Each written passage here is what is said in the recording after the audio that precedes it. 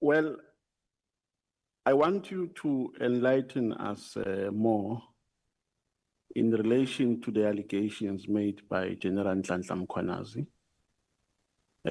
which we have also put here as terms of reference in your statement in on page 4 of your statement. There is an allegation under paragraph 4.1.7,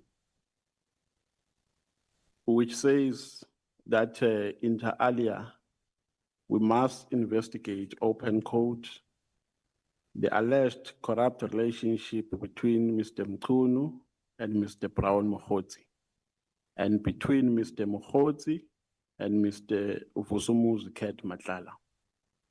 Now, who is this Mokgotsi guy? How does he get involved in the operations of SAPS, according to your knowledge? Yeah, thanks, Honorable Chair. I don't know the guy, and well, I do not have a police official with that name, so I don't know who is he, and you have got no business in SAPS. General Nhlanhla Mkhwanazi seems to be convinced that Mokgotsi was an ally of Sibia. I mean, was an ally of the Minister Mchunu. Subsequently, Mokgotsi was an ally of Matlala. Now, in this context, Mokgotsi was used by Matlala as a messenger to the minister. What is your take on that? Do you agree with that? Yeah, I think the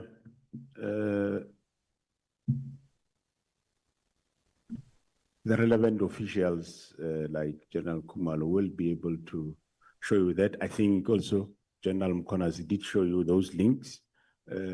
Yes, I believe what they are saying. Yeah, because we are not doing an academic exercise here, National Commissioner. We are trying to get to the bottom of these allegations.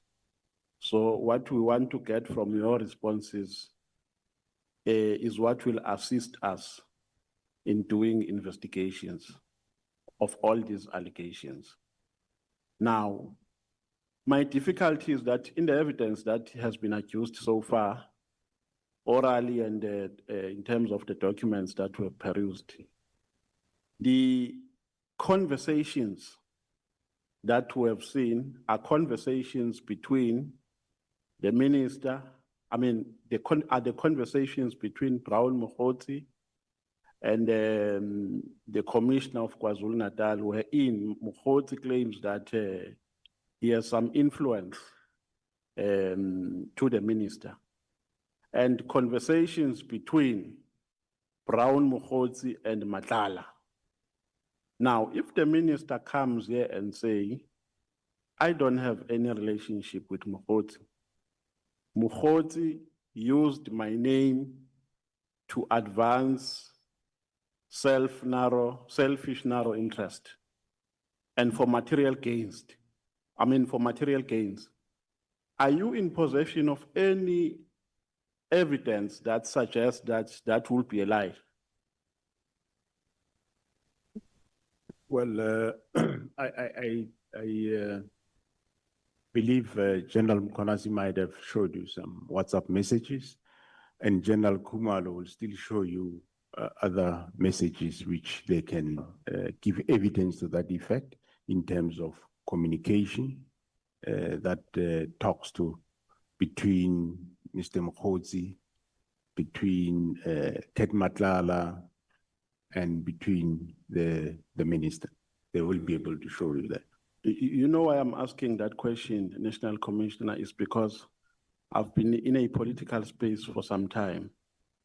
And I know that it's a general tendency of some comrades to use names of those who occupy higher echelons for their self-enrichment or for their material gains. So I anticipate that the defense of the minister might be that my name was wrongly used here. There is absolutely nothing that suggests that I've got a relationship with Mokgotsi. I only know Mokgotsi from a distance as a comrade. He had no influence in the running of SAPS. That is why I was able to write a letter that terminates the 360 million contract.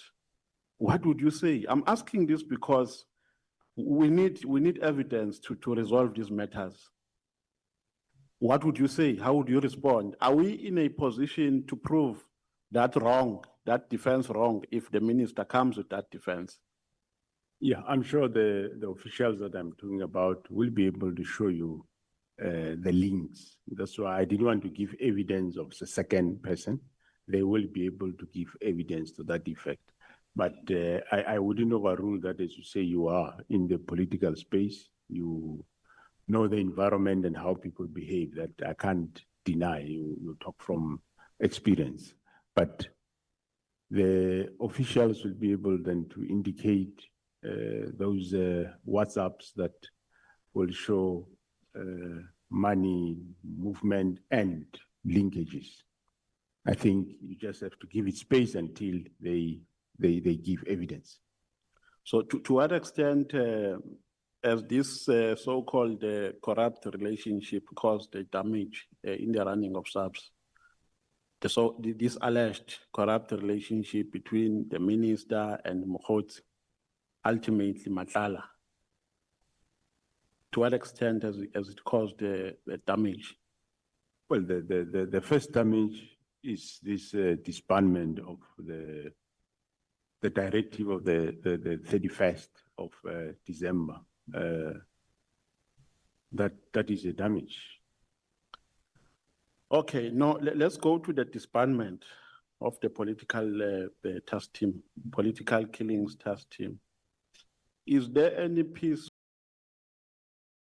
of legislation which prescribes how a task team can either be formed or dissolved?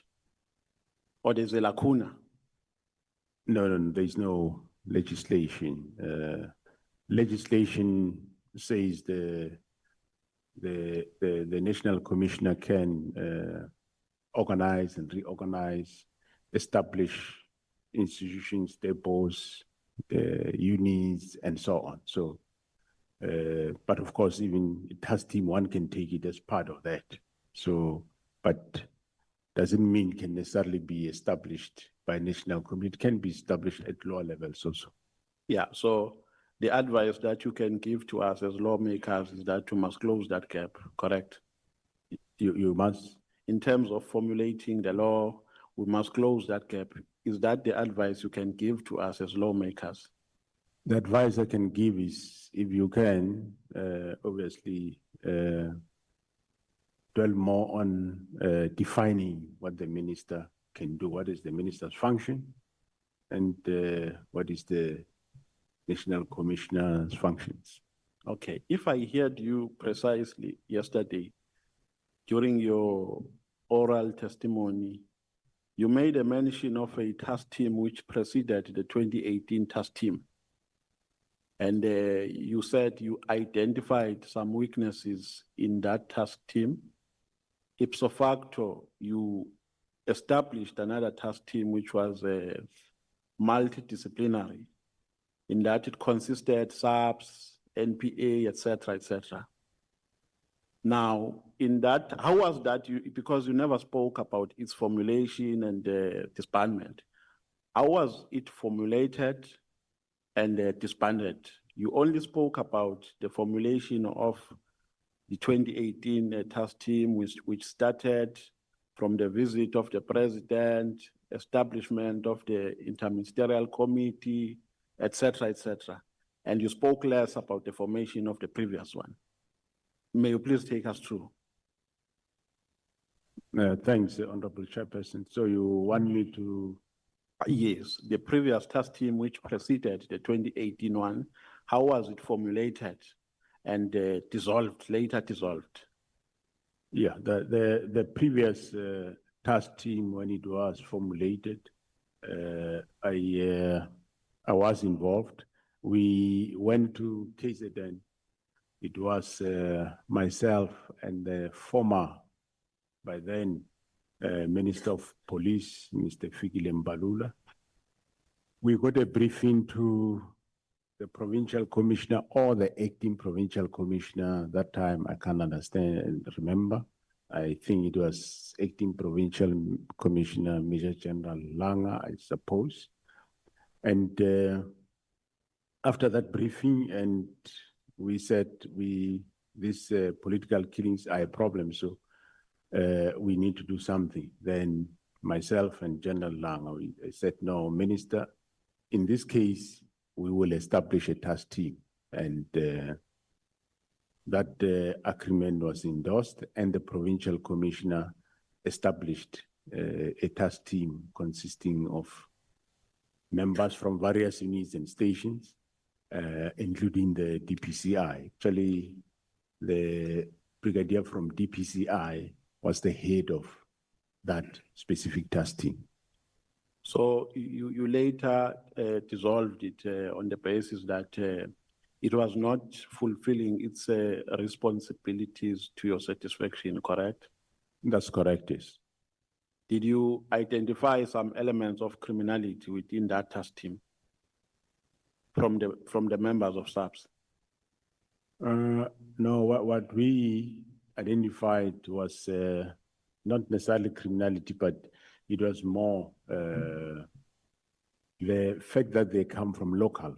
They interact a lot with local politicians. We identify that as a problem. As a weakness. As a weakness, yes.